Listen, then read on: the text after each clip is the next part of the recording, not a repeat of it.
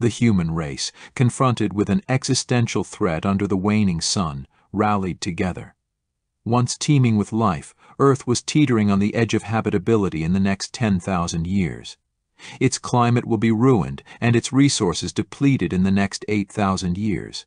In a display of unprecedented unity, governments and private sectors joined forces to initiate a colossal undertaking, the construction of the Argo Navis. The Argo Navis, a colossal fleet of starships, stood as a testament to human innovation and resilience. It was designed to sustain life in the vast expanse of space, a necessity as Earth's sun had only 2,000 years left to live. The decision to abandon Earth was made 5,000 years prior, a drastic measure to ensure humanity's survival. To achieve this, the fleet had to address several challenges, including population control and the harsh realities of life in space. Those above 50, in an act of selflessness and courage, chose not to embark on the journey. Those who wished to stay and bear witness to Earth's final days were given the choice. A map and information were provided to guide the people of Earth to the new world of Proxima Centauri b. This decision, though difficult, was a testament to the collective will to save the human race. It was understood that other fleets might follow in the future, or the New World technology would assist in returning to help those that are left on Earth. Humans have developed some of the best technology ever to sustain human life. Proxima Centauri b was a 150-year trip.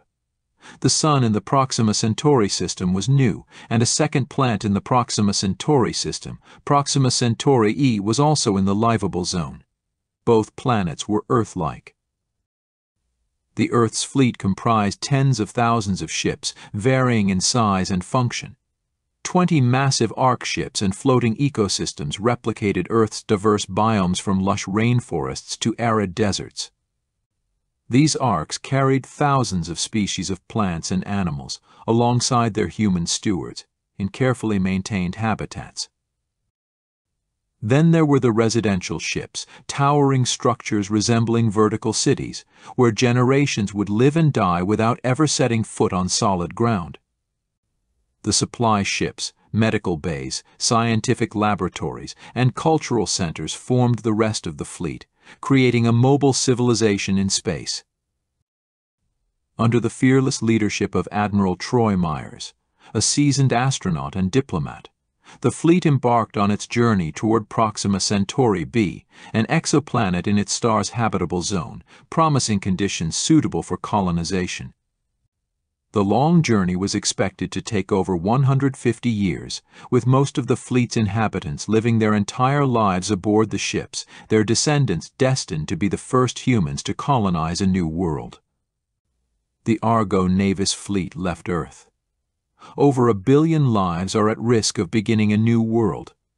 Communication advancement will keep Earth and Argo Navis fleet in communication contact. Challenges arose as the fleet ventured deeper into the cosmic ocean, far beyond the outer reaches of our solar system. Space is not a benign environment. Cosmic radiation, micrometeoroids, and the psychological toll of confined living began to test the resilience of the fleet. To maintain social order and keep morale high, the governance of the fleet was structured like a democratic nation-state, with laws, elections, and a system of checks and balances. Years turned into decades, and decades into century. The ships became aging relics, constantly repaired and retrofitted with new technologies developed during the voyage. The fleet scientists worked tirelessly to maintain the life support systems and innovate ways to enhance them, harnessing energy from stars, mining asteroids for resources, and even experimenting with artificial gravity. Cultural centers and libraries preserved and honored Earth's history. Schools taught children about the planet's blue oceans, vast deserts, and towering mountains, which none had seen. Digital simulations and VR experiences allowed them to walk through forests or swim in oceans, bridging the gap between their ancestors' world and their reality in space. Social dynamics evolved as well. New religions sprouted, some worshipping the cosmos, while others saw the journey as a test of human endurance. political movements arose, advocating for various philosophies on governance and resource allocation. Artists and musicians drew inspiration from the stars, crafting works that reflected the deep loneliness of space yet celebrated the indomitable human spirit. As the fleet finally neared its destination, the current generation prepared for transition. They trained for the challenges of building a new society on foreign soil, which their forebears had only seen through telescopes. The ships, too, would find a new purpose, some to be dismantled to construct the first settlements, others to remain in orbit as guardians of the new world. Once a mere fleet, the Argo Navis had become a symbol of hope and endurance, a testament to human ingenuity and the unyielding quest for survival.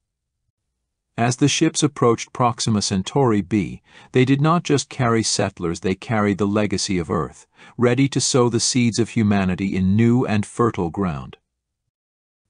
This passage encapsulates the grand culmination of a long and arduous journey, highlighting the transition of the Argo Navis fleet from a means of survival to a symbol of hope and new beginnings.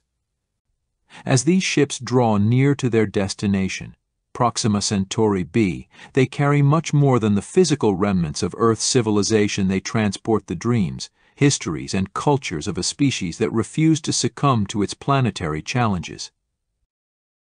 The legacy of Earth the fleet bears is multifaceted, encompassing human knowledge, cultural heritage, and biological diversity. This inheritance is crucial, not just for the practical purposes of colonization, but for preserving the identity of humanity in a new world. The settlers are not merely escaping a doomed planet, they are extending the reach of human civilization, creating a bridge between the old world and the new. This moment also reflects a turning point for the inhabitants of the Argo Navis. Generations have lived and died in the confines of these ships, educated by tales of Earth's beauty and warnings of its demise.